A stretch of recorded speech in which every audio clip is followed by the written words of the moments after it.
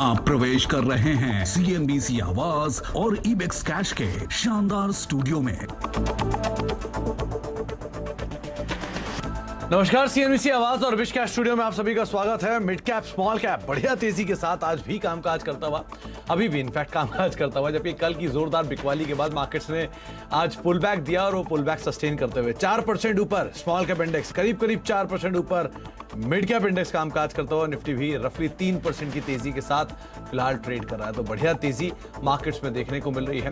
और सबसे पहले आप हेडलाइन से पहले इनफैक्ट लेकर आइए एक बार रशियन मार्केट्स, क्योंकि आज रशियन मार्केट्स की शुरुआत काफी बेहतर हुई है। करीब 22 से 23% का जंप वहां पर देखने को मिल रहा है, जहां पर कल रफली 50% के आसपास का एक डिक्लाइन आता हुआ दिखाई पड़ा था, लेकिन उसके बावजूद आज जो पुल बैक आया है वो रफली 22 से 23% के आसपास की तेजी यहां पर लेकर आता हुआ दिखाई पड़ा है।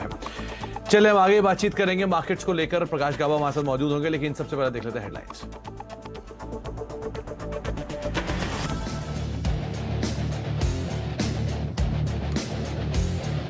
रूस यूक्रेन युद्ध के झटके के बाद बुल्स ने किया बाउंस बैक। बाजार के लिए मार्च सीरीज का हुआ धमाकेदार आगाज। निफ्टी में 2.5% की जोरदार तेजी। निफ्टी बैंक और मिड कैप इंडेक्स 3.5% तक चढ़े। सेंसेक्स में भी 1200 अंकों का उछाल।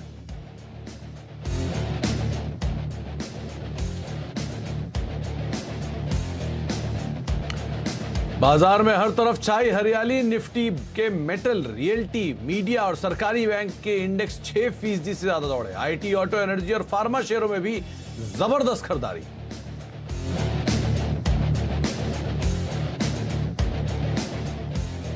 मुस्कुराहट तो शेल भाई कल थी, बिकॉज सस्ते दाम पे इक्विटी मिल रही थी।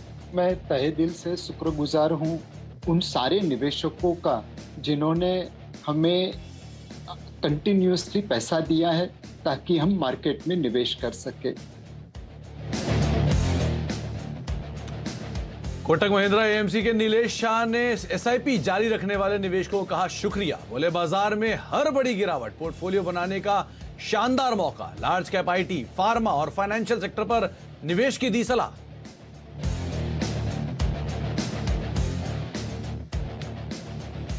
घरेलू डिफेंस कंपनियों की होगी चांदी। रक्षा खरीद के लिए जल्द आएगी तीसरी लिस्ट। डिफेंस वेबिनार में बोले प्रधानमंत्री मोदी, घरेलू ड्रोन कंपनियों को मिलेंगे बड़े मौके। रोड मैप बना रही है सरकार। Bharat dynamics, HUL, BEML, BEL और जेन टेक्नोलॉजीज की शेयरों में 4% से ज्यादा की छलांग।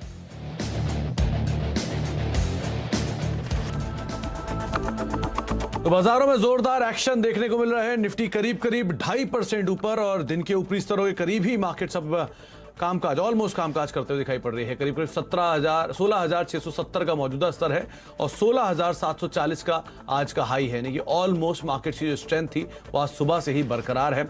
ये स्ट्रेंथ ना केवल फ्रंट लाइन इंडेक्स में है बल्कि mid cap, small cap index में भी देखने को मिल रही है। एडवांस डिक्लाइन आपकी स्क्रीन पर आएगा, जहां पर आज बढ़िया तेजी आपको दिखाई पड़ेगी। महज 100-150 शेयर ऐसे हैं जो कि आज गिरावट में कामकाज कर रहे हैं, लेकिन बाकी 2200 से 2300 शेयर जो हैं वो तेजी के साथ कामकाज करते हुए दिखाई पड़ रहे हैं। 2300 शेयर तेजी में और रफली 400 शेयरों में आज गिरावट देखने को मिली। कल ये उलट आंकड़ा था, जहां पे 150 शेयरों में तेजी थी और रफली 2400-2500 शेयरों में बिकवाली देखने को मिली थी। लेकिन बाजारों ने एक ही दिन के अंदर इतना बढ़िया रिवर्सल देते हुए दिखाई पड़ा है। कुछ बड़ी बातें मार्केट्स की आपको चलते हुए दिखाई पड़ेंगी, जहां पर निफ्टी में जो तेजी है उसके मद्देनजर करीब 16,700 के ऊपर निफ्टी ने आज अपना ट्रेड दिखाया और कुछ देर पहले 16,700 के ऊपर कामकाज भी हो रहा था। अभी फिलहाल 16,600 के ऊपर ट्रेड होता हुआ दिखाई पड़ रहा है। चौतरफा खरीदारी है, कोई भी ऐसा इंडेक्स नहीं है जहां पर आज लाल निशान देखने को मिल रहा हो। निफ्टी बैंक में 3.5% का उछाल है। जोरदार तेजी है आज आईटी में, मेटल में, मीडिया में, PSU बैंकिंग बास्केट में, फार्मा में। ऐसा कोई इंडेक्स नहीं जो कि करीब 4 से 5% नीचे आज कामकाज करता हुआ दिखाई पड़ रहा हो। तो एक क्रॉस द बोर्ड बाइंग आज आपको देखने को मिल रही है। और उसके अलावा मिड कैप और स्मॉल कैप इंडेक्स भी 4% से ज्यादा की तेजी के साथ कामकाज करते हुए दिखाई पड़ रहे हैं। स्वागत करते हैं प्रकाश गाबा सर का, हमारे साथ मौजूद भी हैं। गाबा सर नमस्कार, स्वागत है कार्यक्रम में। मार्केट्स में एक स्ट्रॉन्ग पुल बैक आया है। इस पुल बैक में क्योंकि गैप अप शुरुआत थी तो हिम्मत नहीं उस समय कि लिया जाए कि नहीं। अब क्या लग रहा है आपको, क्या ये तेजी सस्टेन कर चुकी है कि पूरे दिन अभी भी लॉन्ग जाएं या वेट करें 16,800 के पार होने का? Good afternoon to you. Well, एक गैप अप खुला और सस्टेन किया। अब बीच में एक बना है लो 16,600 का, ये पिवट बन गया। अब 16,600 का स्टॉप लगाइए और लॉन्ग जा सकते हैं। निकले कहाँ पर 16,900 के आसपास। मुझे लगता है एक अपमूव मिलना चाहिए, स्ट्रॉन्ग अपमूव। बैंक निफ्टी की बात करें तो 36,400 पे एक सपोर्ट बना हुआ है, जब तक ये बरकरार है अपसाइड ऑन है, तो 36,400 का एक स्टॉप लगाइए, अपसाइड करीब 37,000 के आसपास उसके पहले ही निकल जाइए। तो यस, ट्रेड लगता है कि एक लॉन्ग साइड बन सकता है। स्टॉप लॉस होता है प्रोटेक्ट करने के लिए और वो होना चाहिए। ओके, तो स्टॉप लॉस रखिए और पोजीशन लॉन्ग साइड पे जाइए। इनफैक्ट निफ्टी बैंक तो बातचीत के दौरान ही दिन के ऊपरी स्तरों पर आ गया है। 36,611 ये मौजूदा स्तर है और जो तेजी है वो अब एक्सटेंड होकर करीब करीब 4% के आसपास पहुंच चुकी है। 1400 अंकों का उछाल निफ्टी बैंक में अब देखने को मिल रहा है। एक बार पूरी पीएसयू निफ्टी बैंकिंग बास्केट लेकर आइए, क्योंकि आज ज्यादा जो एक्शन है वो आपको निफ्टी पीएसयू बैंकिंग में दिखाई पड़ेगा, क्योंकि ज्यादातर स्मॉल कैप से रिलेटेड शेयर है, मिड कैप से रिलेटेड शेयर है, तो पूरा स्मॉल कैप और मिड कैप का जो मूव है वो भी वहां पर टेलविंड के तौर पे कामकाज कर रहा। तो पीएसयू निफ्टी बैंक में तो तेजी है ही, निफ्टी पीएसयू बैंकिंग बास्केट में और ज्यादा बेहतर तेजी आपको दिखाई पड़ेगी। तो बाजार में एक अच्छा move Nifty PSU banking basket 6% ऊपर फिलहाल कामकाज करता हुआ दिखाई पड़ रहा है। गाबा सर, इतनी बड़ी तेजी के बाद कोई इंडिविजुअल स्टॉक आप आइडेंटिफाई कर पाए जहां पे आपको लगता है कि यहां से भी मूव रहेगा, अप मूव खेल सकते हैं? मुझे लगता है डिक्सन टेक्नोलॉजी मुझे अच्छा लगता है, उसका बेस बहुत बढ़िया बना हुआ है। मेरे ख्याल से डिक्सन टेक्नोलॉजी का जो चार्ट है उसके हिसाब से 4,170 का स्टॉप लगाकर चले तो अपमूव करीब 4,300 एक पॉसिबिलिटी है। दूसरा स्टॉक जो अच्छा लगता है वो है सिप्ला। सिप्ला में लगता है तेजी है, 905 का स्टॉप लगाइए, अपसाइड 930 का। जी, तो सिप्ला और डिक्सन टेक दो नाम आपको बताए हैं गाबा सर ने, जहां पर आप तेजी खेल सकते हैं।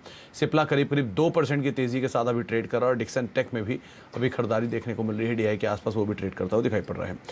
अच्छा, आगे हम गाबा सर से बातचीत करेंगे, लेकिन एक और एक्सक्लूसिव खबर जहां पर आ रही है एविएशन स्पेस को लेकर। आसान शर्तों पे कर्ज देने को लेकर आज कुछ चर्चा हुई है, और जो चर्चा हुई है इसमें भी एविएशन सेक्टर के जो प्रतिनिधि थे वो मौजूद भी थे। लक्ष्मण जी हमारे साथ एक बार फिर से मौजूद है। लक्ष्मण जी, आज में आप तीसरी खबर लेकर आए हैं, काफ़ी ज़्यादा ओवर टाइम लग रहा है आपके ऊपर। तीसरी खबर एविएशन स्पेस पे। थोड़ी देर पहले आपने डिफेंस की बात की, पूरा सेक्टर डे हाई पर है। आपने होटल स्पेस की बात की, पूरा सेक्टर डे हाई पर है। और अब बात हो रही है एविएशन की। क्या किया जाए यहाँ पर, क्या खबर है आपके पास? दरअसल ये सारा कुछ मुझे लगता है आपने कोई जादू कर रखा है। जब जब आप आते हैं एंकरिंग करने के लिए तब तक कोई ना कोई खबर आ जाती है मेरे पास। और अब खबर आई है एविएशन सेक्टर को लेकर के, और एविएशन सेक्टर के प्रतिनिधियों के साथ, यानी एविएशन सेक्टर की जो कंपनियां हैं उन कंपनियों के अधिकारियों के साथ, मैनेजमेंट के साथ, और एविएशन मंत्री जो ज्योतिरादित्य सिंधिया उनके साथ वित्त मंत्री निर्मला सीतारमण एक महत्वपूर्ण बैठक कर रही हैं। और इस बैठक का मुख्य एजेंडा यह है कि कोरोना के बाद एविएशन सेक्टर जब रफ्तार पकड़ रहा है तो वहां पे किस तरीके का कोशिश किया जाए कि एविएशन सेक्टर को सपोर्ट दिया जाए। बता दूं कि पूरा मामला इस वजह से बैठकों का सिलसिला चल रहा है क्योंकि एविएशन सेक्टर उन सेक्टर में से एक सेक्टर था जिसने उसको दिक्कत यह थी कि कोविड के दौरान उसमें उतना पैसेंजर नहीं आ पाता था, पूरी कैपेसिटी पे काम नहीं कर रही थी। अब सरकार जो है मार्च से पूरा समर शेड्यूल लॉन्च करने जा रही है, यानी पूरी क्षमता के साथ चल सकते हैं। लेकिन एविएशन सेक्टर ने कोरोना के टाइम में जो नुकसान झेला है उसको कैसे सपोर्ट किया जाए, बैंक से क्रेडिट कैसे दिलाया जाए और इमरजेंसी क्रेडिट गारंटी स्कीम का फायदा कैसे उठाया जाए, इन सारे मुद्दों पर चर्चा हो गया। उसके बाद वित्त मंत्री की तरफ से मुझे लगता है कि बैंकों को दिशा निर्देश भी दिया जा सकता है कि आप इस एविएशन सेक्टर की मदद के लिए आगे आए। तो अब मुझे लगता है कि एविएशन सेक्टर को रफ्तार देने की कोशिश में सरकार जुट गई है। एविएशन स्पेस पे रफ्तार दी जा सकती है और रफ्तार आ चुकी है तमाम स्टॉक्स में भी। 7% की तेजी के साथ स्पाइस जेट डे हाई के आसपास अब कामकाज करता हुआ दिखाई पड़ रहा है और इंटर ग्लोब एविएशन भी 8% की तेजी के साथ डे हाई पर कामकाज करता हुआ दिखाई पड़ रहा है। आज हैट्रिक ये लक्ष्मण जी की तरफ से, और हैट्रिक में जो तीसरा स्टॉक, ये दोनों स्टॉक हैं वो भी दिन के ऊपरी स्तरों पर अब कामकाज करते हुए दिखाई पड़ रहे हैं। बहुत बहुत शुक्रिया लक्ष्मण जी ये खबर हमें बताने के लिए, इनफैक्ट सुबह से लगातार खबरें हमें बताने के लिए। गावा सर, शुरुआत इन्हीं दोनों से ही, स्पाइस जेट और इंडिगो इनफैक्ट डे हाई पर कामकाज कर रहा है, कैसे प्ले करें इसे? इंडिगो डे हाई पर काम कर रहा है। यस, लो लगता है कि 1900 के आसपास एक सपोर्ट है, अगर अपमूव मिलता है तो 2050 भी पॉसिबल है, लेकिन ये रिएक्टिव अपमूव नजर आ रहा है। इतनी गिरावट के बाद एक अपमूव नजर आता है और ये अपमूव कायम हो सकता है। लेकिन स्पाइस जेट की, स्पाइस जेट भी वैसा ही लगता है, यहाँ पर भी 58 में स्ट्रॉन्ग सपोर्ट दे, रिएक्टिव ट्रेडिंग प्ले है, 62 63 एक पॉसिबिलिटी है स्पाइस जेट पे, दोनों ट्रेड ले सकते हैं लॉन्ग साइड, और काफी गिरावट हो चुकी है, बाउंस बैक को हम प्ले कर सकते हैं। काफी गिरावट तो आई है, इनफैक्ट 108 रुपए के आसपास के हाईज थे और वहां से शेयर ऑलमोस्ट करेक्ट होकर हाफ के आसपास पहुंच चुका है, 60 रुपए के लेवल्स पर है। तो जो पुल बैक है वो इसलिए इसको डे हाई के आसपास लेकर आ गया है। 7% की तेजी अब स्पाइस जेट में देखने को मिल रही है। अच्छा, एक बार मिड कैप गेनर्स लूजर्स की पूरी सूची आपकी स्क्रीन पर आते हुए दिखाई पड़ेगी। आज मिड कैप में लूजर तो नहीं दिखाई पड़ेंगे, सिर्फ गेनर ही गेनर हैं। तमाम बाजार में आज हरा निशान ही ज्यादा दिखाई पड़ेगा। एडवांस डिक्लाइन के लिहाज से भी एडवांसेस कहीं ज्यादा है डिक्लाइंस के सामने, इसीलिए एक एक करके मिड कैप गेनर्स आपकी स्क्रीन पर आते हुए दिखाई पड़ेंगे, किस तरह से मार्केट में मूव देखने को मिल रहा है। सबसे पहले बैंक्स में IDFC फर्स्ट बैंक 10% की जोरदार तेजी, BHEL शॉर्ट कवरिंग का स्ट्रॉन्ग कैंडिडेट 9% की तेजी, IRCTC 8% ऊपर, टाटा पावर करीब 7.5% की तेजी यहां पर आते हुए दिखाई पड़ रही है। F&O के टॉप गेनर्स में भी अगर आप नजर डालेंगे तो उसमें भी BHEL जैसे नाम या IDFC फर्स्ट जैसे नाम जो है वो शुमार होते हुए दिखाई पड़ रहे हैं, वहां पर भी खरीदारी है। प्लस NBCC 12% ऊपर, RBL बैंक करीब 11% ऊपर, PNB 10% ऊपर, रेन इंडस्ट्री 8.5% की तेजी यहां पर भी आते हुए दिखाई पड़ रही है। F&O में कुछ गिरने वाले शेयर भी हैं, इसमें डॉक्टर लाल पैथलैब जैसे नाम है जहां पर कुछ हद तक प्रेशर जरूर बनता हुआ दिखाई पड़ रहा है। HPCL, ब्रिटानिया, कुछ और ऐसे नाम जहां पर थोड़ी बहुत बिकवाली है। लेकिन आज जोरदार एक्शन में जो कामकाज हो रहा है वो हो रहा है रियल्टी स्पेस में, बैंकिंग स्पेस में, जहां पर आप मूव देख सकते हैं। रियल स्टेट में सनटेक रियल्टी 8% ऊपर, DLF 9% ऊपर, इंडिया बुल्स रियल स्टेट 8% ऊपर, ब्रिगेड इंटरप्राइजेस करीब 6% की तेजी यहां पर देखने को मिल रही है। इसके अलावा IT स्पेस में जोरदार खरीदारी है, वो भी मिड कैप IT में, जहां पर पहले PSU banks, PNB, BOB, IOB, union bank, ये सभी वो नाम हैं जो कि 6% से लेकर 10% का एक शानदार मूव आज के सत्र के अंदर दिखा रहे हैं। और उसी के साथ साथ आपको IT भी दिखाई पड़ेगा, जिसमें कोफोर्ज, माइंडट्री, टेक महिंद्रा, एम्फेसिस, ये वो नाम है जहां पर बढ़िया खरीदारी बनते हुए दिखाई पड़ रही है। गाभासर PSU बैंकिंग बास्केट से PNB 10% की जोरदार तेजी यहां पर देखने को मिल रही है। OI जो इसमें ऐड हुआ है वो भी काफी लोअर साइड पर है, लॉन्ग साइड पे जाने की बातचीत थी सुबह से ही, बढ़िया तेजी में है। क्या करें अभी? ये 10% तो लग रहा है क्योंकि कल काफी गिरावट हुई थी, इसलिए आज 10% अच्छा लग रहा है। लेकिन मैं कहूंगा ये इनसाइड डे है, यहाँ पर ट्रेड बनता नहीं है। अगर किसी को ट्रेड लेना है तो ले सकते हैं, 34 का स्टॉप लगाइए और 37 एक पॉसिबिलिटी है, लेकिन ये इनसाइड डे है, तो क्लैरिटी यहाँ पर मिसिंग है। तो 37 के लिए जा सकता है स्टॉक, लेकिन हाँ अभी नहीं, क्योंकि कल एक बड़ी गिरावट थी तो उसके बाद इसमें पुल बैक देखने को मिल रहा है, इसलिए आज से भी आप इस पे नजर रखें। फिलहाल डे हाई को वापस अप्रोच करता हुआ PNB। चलिए एक ब्रेक का वक्त हो गया है, ब्रेक के उस पार जब लौटेंगे तब आपको हम सुनाएंगे नीलेश शाह की खास राय बाजार को लेकर, कल की बड़ी फॉल को लेकर और कैसे अपने पोर्टफोलियो को आप एलोकेट करेंगे, इन सब पर हमने खास बातचीत की उनसे। एक छोटे से ब्रेक के उस पार।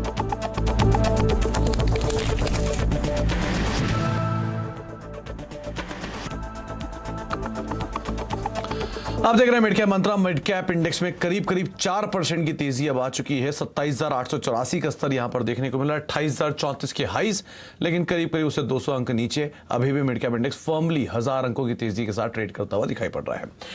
चलिए अब बाजार में हर बड़ी गिरावट पोर्टफोलियो बनाने का एक शानदार मौका होता है, ये कहना है कोटक महिंद्रा AMC के नीलेश शाह का। हमसे एक्सक्लूसिव बातचीत में उन्होंने कहा कि कल की गिरावट में उनके फंड ने जबरदस्त खरीदारी की है, साथ ही उन्होंने SIP जारी रखने वाले निवेशकों का भी शुक्रिया कहा। मुस्कुराहट तो शेल भाई कल थी, बिकॉज सस्ते दाम पे इक्विटी मिल रही थी। आज तो महंगे दाम पे लेनी पड़ेगी। हमारे जैसे बैलेंस एडवांटेज फंड या एसेट एलोकेटर टाइप के फंड है, जिसमें जब इक्विटी वैल्यूएशन सस्ता होता है हम इक्विटी एलोकेशन बढ़ाते हैं, तो कल उसमें खरीदारी अक्रॉस द बोर्ड हुई, large cap, mid cap, small cap, because वहां पे हमें ओवरऑल इक्विटी एलोकेशन बढ़ानी थी।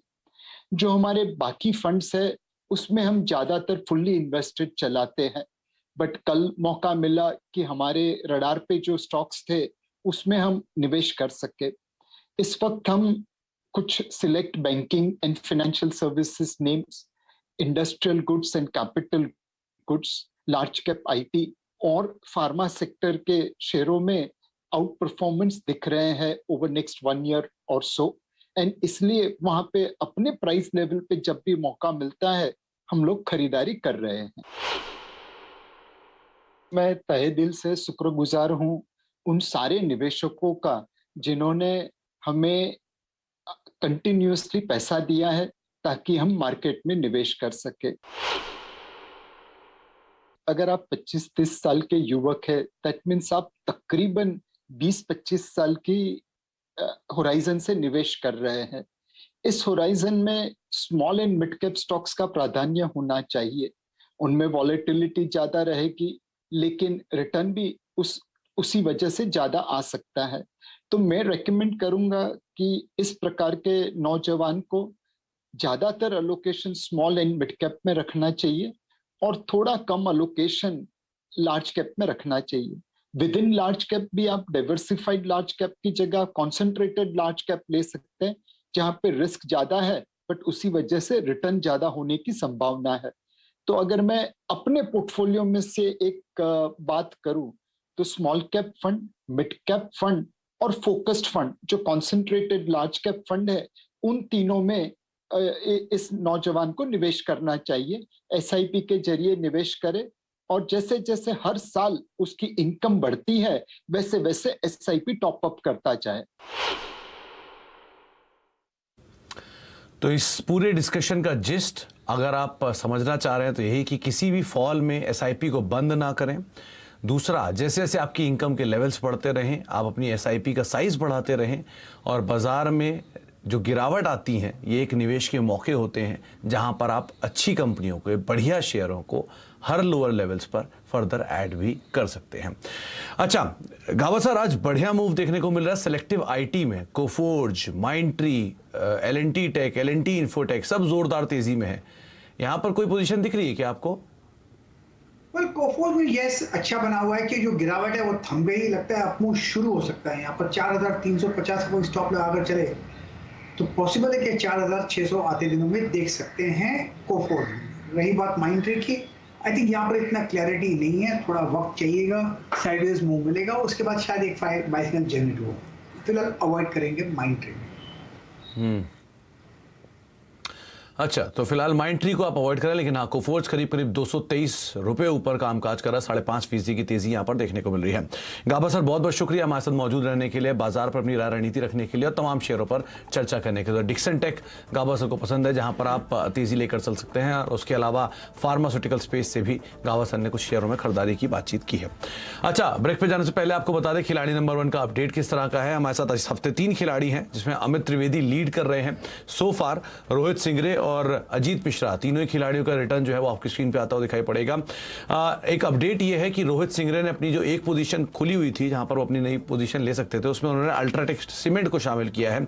6900 के टारगेट्स के लिए उन्होंने खरीदारी की राय दी है और 6450 का एक स्टॉप लॉस रखकर यहां पर अपनी पोजीशंस के अंदर आप चल सकते हैं। रोहित की जो दूसरी कॉल थी वो कोफोर्ज थी, जहां पर वो 5000 प्लस के टारगेट्स के लिए खरीदारी की राय दे रहे हैं और 4250 का एक स्टॉप लॉस उन्होंने रखने की राय वहां पर दी थी।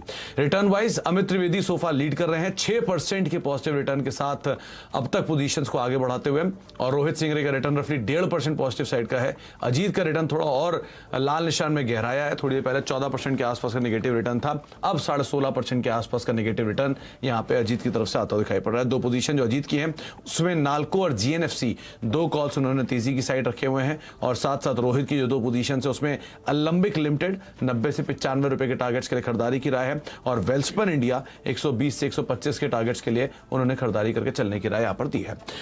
चले, इसके अलावा आप सीएनबीसी आवाज और नेशनल स्टॉक एक्सचेंज की एक खास मुहिम इन्फॉर्म्ड इन्वेस्टर्स, जो आपको आपके पैसे को लेकर सही फैसला लेने में मदद करता है। गारंटी टिप्स और एश्योर्ड रिटर्न देने वाले या प्रॉफिट का दावा करने वाले लोगों या संस्था से आप दूर रहें। गारंटी देने वाले ईमेल और एसएमएस से आप सावधान रहें। अपनी मेहनत की कमाई की सुरक्षा आप खुद ही कर सकते हैं।